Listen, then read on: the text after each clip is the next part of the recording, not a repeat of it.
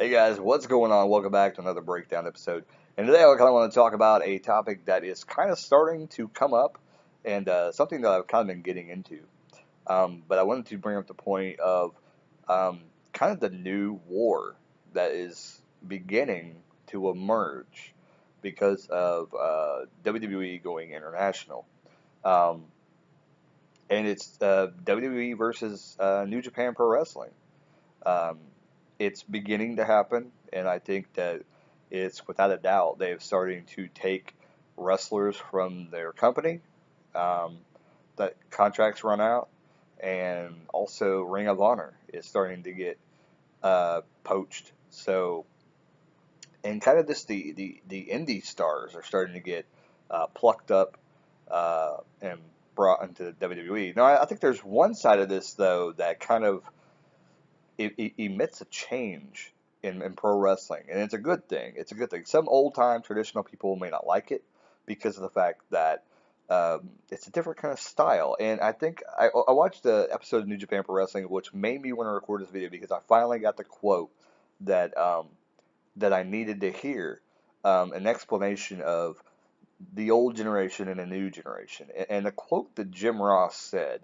Um, was the old generation would use a lot of mat technicians.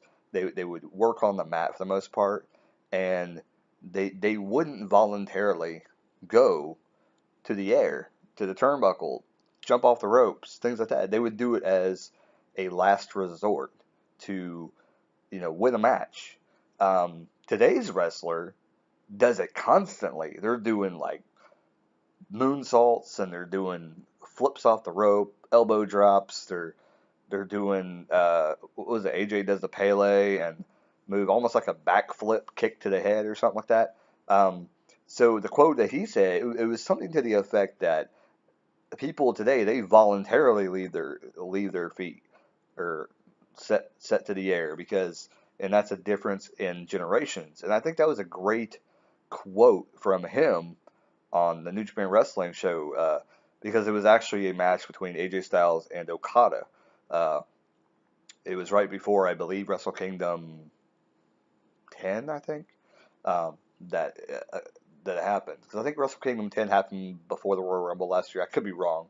Could have been Wrestle Kingdom 9. But I think it was the year that AJ took on Nakemura, or it could have been the other. I can't. I don't know. I get confused with the New Japan stuff because I'm just now learning the history of that. So, or the last couple years, because it's actually, and the thing about this too is also we bring about the point of not just WWE taking the wrestlers from that company and Ring of Honor. Ring of Honor, they took, oh crap, I'm drawing a blank now. Well, they took Roderick Strong was the first notable one, and then now Steve Corino, I believe, is at the Performance Center. Probably has something to do with NXT, I'm assuming. And now Nigel McGuinness was taken. And I don't think he's going back. As far as I know, I don't know what's going on with him. I don't know what's in his contract. But I think it's a huge coup for him to be, in WWE now. So I don't know what's going to go on with him. What's going to happen? Because I know Morrow may be going back to the sports world. Todd Phillips may replace him on that team. Leaving there to be possibly an open spot. So I don't know if Nigel McGuinness will take that spot and may become the guy on SmackDown or maybe become a guy on Raw. Somebody will move to SmackDown and be the voice over there, kind of like Todd Phillips is. I have no idea. I don't think the four-man team is going to be there long. I think Todd Phillips will probably replace Morrow um, at one point or another. As far as uh, the other story here is that New Japan is getting a global following. That is incredible because I think for years I've wanted to see, I've heard so much about New Japan, especially when the Great Muta was over there. And if you're an old time wrestling fan, you respect Great Muta, you respect was a Masahiro Chono that used to wrestle in WCW, Kazuki Kasaki or whatever that wrestled in WCW. I think I probably mispronounced his name, but he was U.S. champion in WCW. He was really, really good in the ring, and I think he wrestled in New Japan. He probably went back to New Japan after WCW. Um, and several other wrestlers. And Big Van Vader wrestled over there in New Japan. So many great matches that I would love to see. And if they were able to come up with some kind of network, I guess they do have something like that, but it's very, very hard because they don't have it translated to English. Or you have to go about it a certain way to get it turned into English. I don't know. I don't think it's in English. So I think it's all Japanese, but they do have an on-demand service. But with that being said, if they've turned global, they need to have something like the WWE has, so that anybody can watch their stuff. I mean, it's almost like if somebody was trying to watch WWE but didn't understand the language, um, they wouldn't really want to watch it because they wouldn't understand it. Um, so the same way with New Japan is, some people may want to watch that stuff. So if you make it where we were able to watch it, that's great. And I think Jim Ross and Josh Bartman are going to be the voice of New Japan because rumors I heard is that they're going to make a show specifically for the U.S. So I don't know if they're going to air it like a week later or uh, like a couple days after it airs in Japan or something like that, or a few days. I would assume it'd be in the same week though. Like whenever it airs over there, it'll air over here in the same week, or maybe a week, behind or something. But the pay-per-views, they'll air like they normally do. So, I don't know how it is, but it was weird that Wrestle Kingdom 11, the main event was already on the New Japan thing on Access TV. If you haven't checked out, if you want to see New Japan, if you have Access TV, AXS TV, look for that. That's where the New Japan wrestling is at, and it's on like really, really early in the morning. Like I think around 3, 4, 5 a.m. is probably where you're going to catch it in your time zones. It may be 2 in some, it may be 6 in some. I don't really know how the time zones work. It's confusing to me. But if you want to check out New Japan Pro Wrestling, that is where you need to check it out. Jim Ross does a hell of a job doing it, and Josh Bartnett is kind of the more knowledgeable person of New Japan. I don't know who the hell the guy is, to be quite honest. I didn't do my research on that. But he knows the stuff about New Japan, and he talks to Jim Ross and gives him the knowledge. So I think within a couple years, Jim Ross is going to be like a superb announcer. He already is the best announcer probably on the planet. Standing beside, even more Ronaldo has his days where you're like, what the hell is this guy? What's wrong with this guy? But Jim Ross and him are pretty much on par, except for Jim Ross is just kind of a more, I guess, professional announcer to me than Moro. Moro is used to calling pro sports, which is easy. You just talk about what's in front of you. Jim Ross, you kind of announcers in wrestling, you got to kind of play it up. You got to kind of have that voice where you put sound bites to it, and Jim Ross is really good at that. But in terms of WWE trying to compete with New Japan, they kind of do, and out there they've been talking about wanting to one up Wrestle Kingdom 11, and that's what they've already talked about. They want to do better than Wrestle Kingdom 11. So in that eyes, the war has already started. They're starting to compete with New Japan.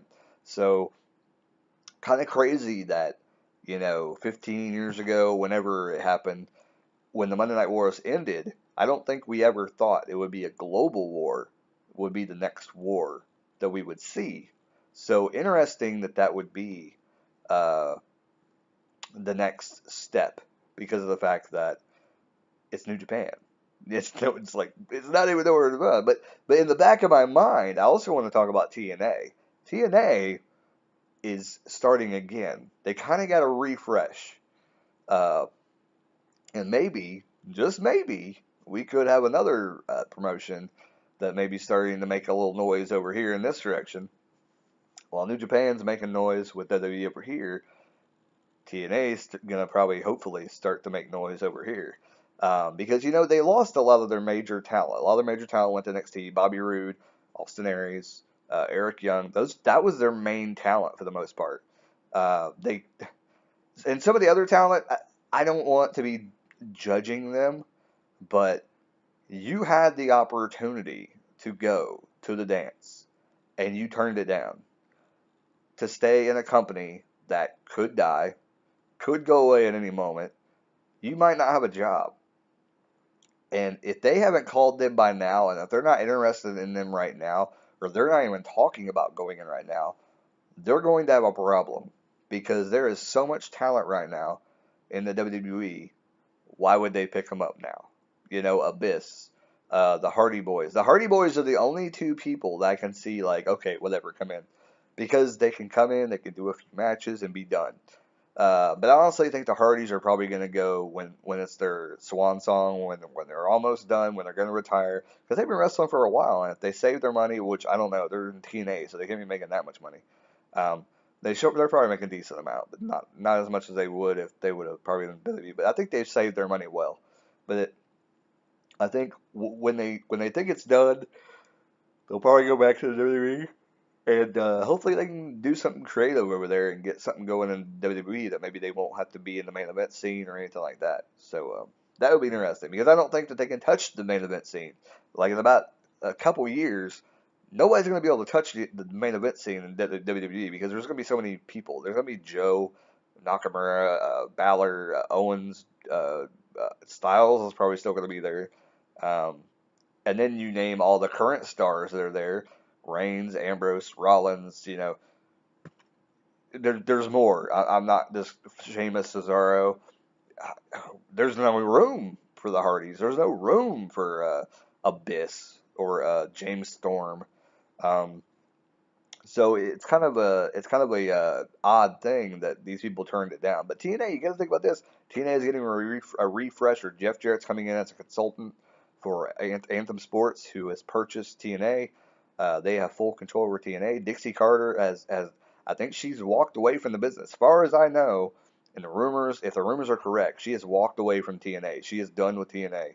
If they sign her a contract to be like an on personality or like a personality kind of thing on TV, then that could be something. But I don't think so. I think she's done. I think she's done having any part to do with TNA because I think that the company, seeing that she hasn't done anything with the company, she has done squat with the company. It has gone downhill more than it's gone uphill, and Jarrett knows what needs to be done to get it to a national level again. To me, honestly, TNA should probably go back to a weekly model. Get on with a pay-per-view company and go back to the weekly model, or at least like honestly, yeah, go back to the weekly model. You know, cut your deal with Pop TV or continue to do your deal with Pop TV, but only air like a pre-show or something that goes into uh, the weekly pay-per-view. That's what I would do. I mean, honestly, I would just say, hey, we're going to move to the weekly model. We want to end the contract. What can we do to end this contract? And maybe like every 3 times they do a free one on TV. But people who don't have Pop TV will have to buy that. But the people that do have Pop TV will get that on that channel. And that'll be a way to kind of sell the weekly pay-per-view thing and to advertise for people who don't have Pop TV. And you know that I don't know, it's something that TNA should do. I mean, I don't know. Maybe they should do that though, because I mean, you think about it. That's how they got started. That's how they got their name, is going to pay-per-view, being on demand. You know, stuff like that. You know, and if they do that, you know, only the people that are interested in TNA will get it, and that's all who cares. You know, and truth be told, people would probably watch TNA now. They just can't watch it. That's the problem. They can't watch it. You know, it's almost like WWE. You know, if they were to go to Pop TV, they would be done, and they would probably, you know, whatever.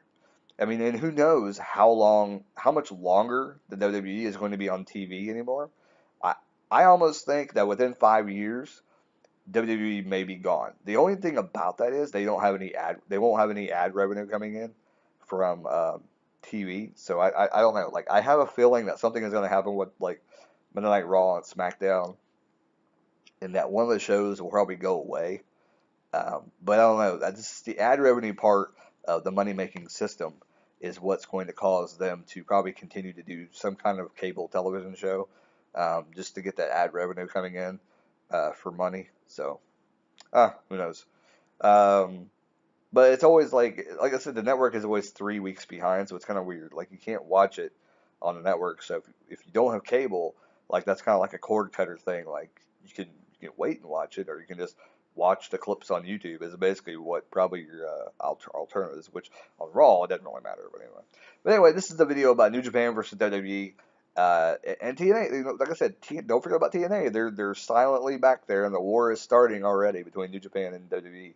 TNA could be a silent third party, but definitely the war is on. So leave comments down below. What do you think about the war that's starting between New Japan and WWE?